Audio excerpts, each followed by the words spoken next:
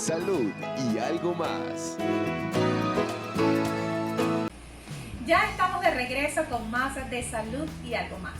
Como lo he dicho en otros programas, para tener un estilo de vida saludable es importante 1. Hacer ejercicio, 2. Comer saludable y 3. Pensar en positivo.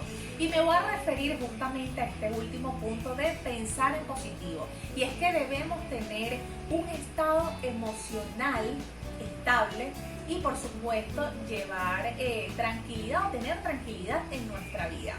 Durante esta cuarentena sin duda se ha visto afectado la conducta individual, familiar y de pareja, y han pasado múltiples situaciones en la vida de muchas personas, y entre eso cabe lo que es la aparición de los ex. Nos acompaña Ruth de la Hoz para ampliar lo que es este tema, fantasma y encuentros del tercer tipo en cuarentena. Bienvenida Ruth de la Hoz, gracias por acompañarnos una vez más. Adelante. Buenos días Claudia, gracias por la invitación. A propósito de este programa que tiene este título de fantasmas y encuentros del tercer tipo en cuarentena. Vamos a darle un contexto a este tema. En cuanto a qué ha pasado en la pandemia y en la cuarentena, hay una interrupción de la rutina. En esa interrupción de la rutina se produce mucha incertidumbre, mucho miedo al futuro, mucha ansiedad. Entonces la mente se devuelve al pasado porque en él haya certidumbre, haya respuesta, es lo que vivió, es lo que tiene de inmediato. Y en este orden también de aburrimiento, de mucho tiempo a solas consigo mismo, de ese encuentro con el ser, también se busca cierta intensidad emocional, vivir emociones, vivir todo lo que significa un encuentro, evidentemente por las redes, lo seductor y atractivo que puede ser esos encuentros con esos fantasmas, especialmente los ex y otros aparecidos en esta cuarentena, porque todos estamos en unas situaciones iguales. Entonces ese es el contexto. Quiero señalar unas palabras claves para entender el ambiente o las condiciones de estos encuentros, que es la incertidumbre, la búsqueda de certezas en el pasado. Ruth, hay ciertas condiciones en los encuentros que han sucedido en medio de esta cuarentena, pero esto pudiera ser negativo. ¿Realmente se puede restablecer una relación? Vamos a empezar, Claudia, por aclarar algo de inicio. Es importante evaluar con ojo objetivo cómo terminó esa relación, cuál fue la calidad del nexo, la calidad del vínculo, cómo finalizó, cómo fue esa ruptura, cómo fue esa unión cuando estuvo. Porque si esa relación estuvo dada por condiciones donde la persona que está siendo contactada quedó muy maltratada, quedó muy herida, o está pasando por un proceso de despegue, de identificación de dependencias emocionales, el pronóstico no es bueno.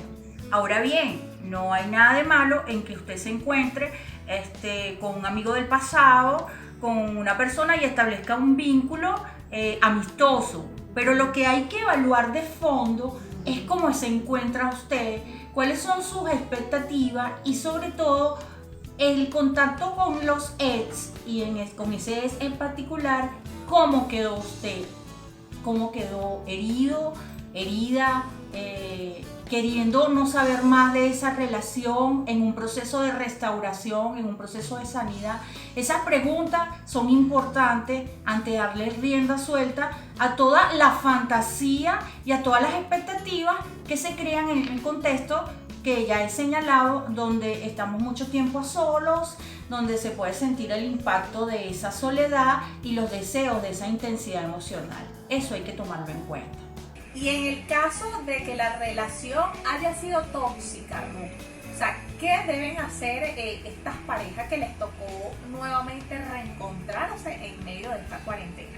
Fíjate, Claudia, hay un elemento o una situación en particular que debo incluir, que tiene que ver con aquellas personas que ya tienen una relación consolidada y esta relación es de calidad.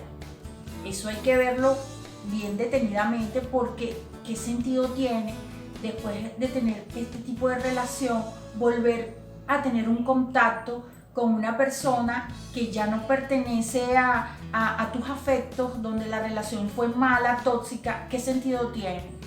El sentido pudiese ser, como te dije, una intensidad emocional, algo que al principio parece muy inocente, pero no tiene nada de inocencia. He tenido casos que las personas no solamente se han comunicado por las redes, sino se han visto, se han citado en plena cuarentena.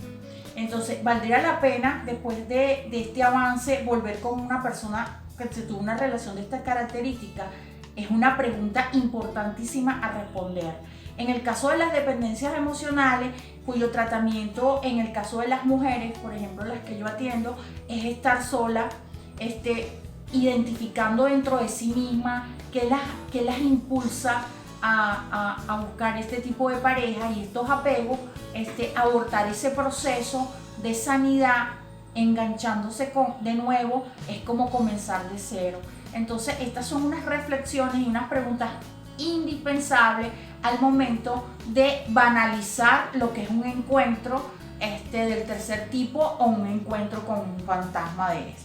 Ruth, también hay ciertas consideraciones que deben tomar en cuenta las personas ante estos encuentros que se presentaron en medio de la cuarentena.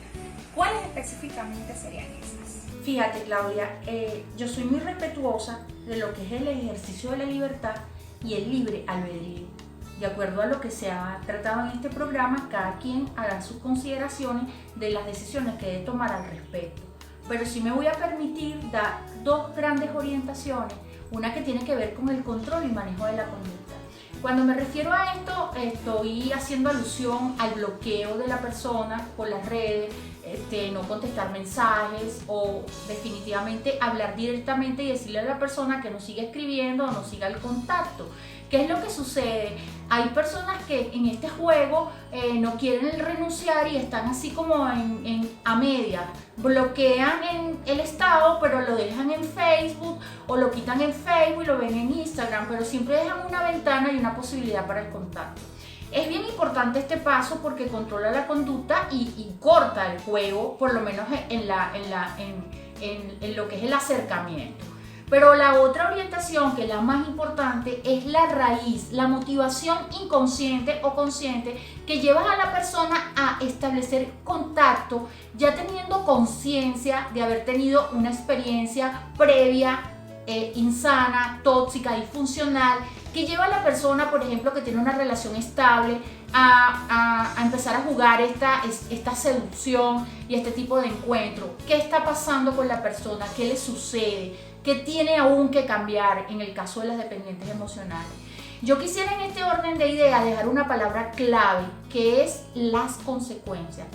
En estos tipos de situaciones y en la mayoría de la vida, cuando uno comienza a evaluar las consecuencias, la toma de decisiones se hace desde la conciencia y de lo que se arriesga y de lo que se pierde o lo que se gana con una toma de decisiones. Para finalizar, doy de nuevo el agradecimiento a Claudia y este espacio, a todos ustedes, que llegue el mensaje. Mis redes sociales: en Facebook aparezco como Ruth de la Hoz, en Instagram como Ruth Psicosocial, y mi teléfono de contacto es 0424-150-0399. Quédense en casa y cuidado con los fantasmas y los encuentros del tercer tipo.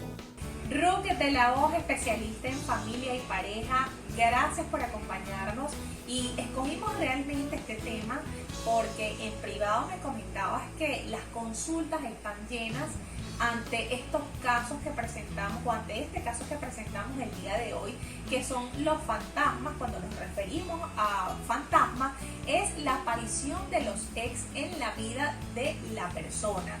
Y es sumamente importante, y me llamó muchísimo la atención este tema, porque tú precisamente me lo decías, Claudia. Últimamente se está viendo mucho en consulta que parejas que, bueno, tenían 6, 7 meses de haberse dejado, por medio de estas circunstancias le tocó reencontrarse nuevamente. Entonces es importante tomar en cuenta ciertas recomendaciones y ciertos puntos que destacaste, además de importante el día de hoy, para no seguir cayendo en el mismo hoyo y a esto me refiero justamente de haber tenido una relación tóxica.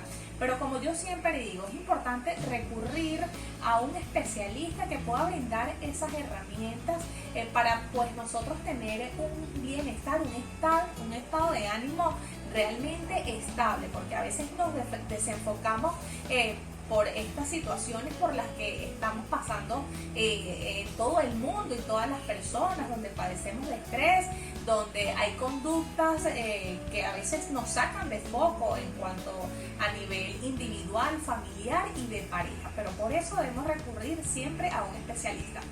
Amigos, momento de marcar nuestra última pausa, pero al volver nos acompaña Marielena Sánchez y vamos a conversar sobre los adolescentes en crisis en medio de esta pandemia. Salud y algo más.